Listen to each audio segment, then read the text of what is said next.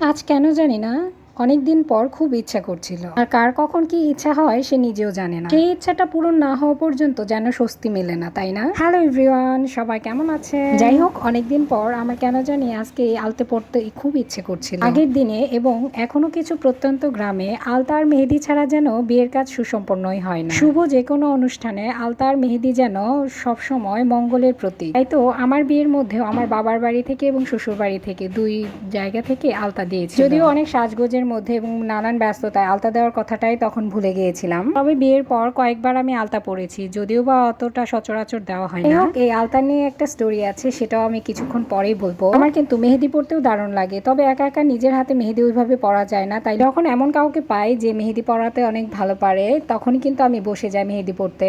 আজকে আমি শুরুতেই হাতের নখে নেল পলিশ পরে নিচ্ছি। যদিও নেল পলিশের কোনো প্ল্যান ছিল না, কিন্তু যখন আমি আলতা টানতে যাই সাথে দেখেছিলাম নেল পলিশটা, ভাবলাম এটাও একটু দিয়ে নেওয়া যাক। আসলে হাতের নখগুলো অনেক বড় বড় থাকলে হাতের নেল পলিশ পরলেও অনেক বেশি ভালো লাগে। আমার ছোট মাসি মানে মায়ের ছোট বোন, তখন তার বিয়ে হচ্ছিল, তখন আমি অনেকটাই ছোট ছিলাম। আমাকে একটু একটু মনে পড়ে বিয়েটা সুসম্পন্ন হয়েছিল খুব সুন্দর ভাবে। ছোট মাসির সারা জীবনের একটাই আফসোস রয়ে গেল, এটা হলো তার বিয়ের সময় কেউ তাকে আলতা পরায়নি, মানে আলতা পরাতে ভুলে গিয়েছিল। এতে নাকি আলতা পরাতেই হয়, এটা বাধ্যতামূলক। আমার মামার বাড়ি ছিল একদম গ্রামের দিকে। গ্রামের মানুষের বিশ্বাস আলতা বিয়েতে শুভ, আলতা পরা ছাড়া নাকি বিয়ে হয় না। এটা গ্রামের মানুষের তৈরি করা একটা কুসংস্কার, আমি যেটা মনে করি। যাই হোক, যখন বড় হয়ে সবকিছু বুঝতে শিখেছি তখন মাসিকে এটা নিয়ে অনেক বেশি খেপাতাম। বলতাম তোমাদের তো বিয়েটাই হয়নি, কারণ তুমি বিয়েতে আলতা পরানি, তাহলে তো তোমাদের নতুন করে বিয়েটা দিতে হবে। আলতা না পরার দুঃখটাকে মাসি তখন ভুলে আমার কথা শুনে অনেক হাসতো। আমি কাউকে আলতা পরতে দেখি বা নিজে আলতা পরি, তখনই আমার মাসির ওই বিয়ের আলতা না পরার ঘটনাটা বা গল্পটা মনে পড়ে যায়। যাই হোক, আজকে রান্না করবো কবুতরের মাংস। দিলাম শুকনা মরিচ আর তেজপাতা, তারপরে দিয়ে দিলাম পেঁয়াজটাকে ভালো মতো ভেজে তারপরে কিছু টুকরো করা আলু দিয়ে দিলাম, তো লবণ দিয়ে তারপর নাড়াচাড়া করে তারপরে দিয়ে দেবো বাটা মশলাগুলো। এখানে রসুন, আদা এবং মরিচের গুঁড়া সবকিছু বাটা ছিল, সাথে ছিল জিরা বাটা। কবুতরের মাংস রান্না করলে অল্প একটু হয়ে যায়, এর জন্য সাথে ছিল কলিজা, মাটন কলিজা, ওটাই ছিল একসাথে রান্না করব।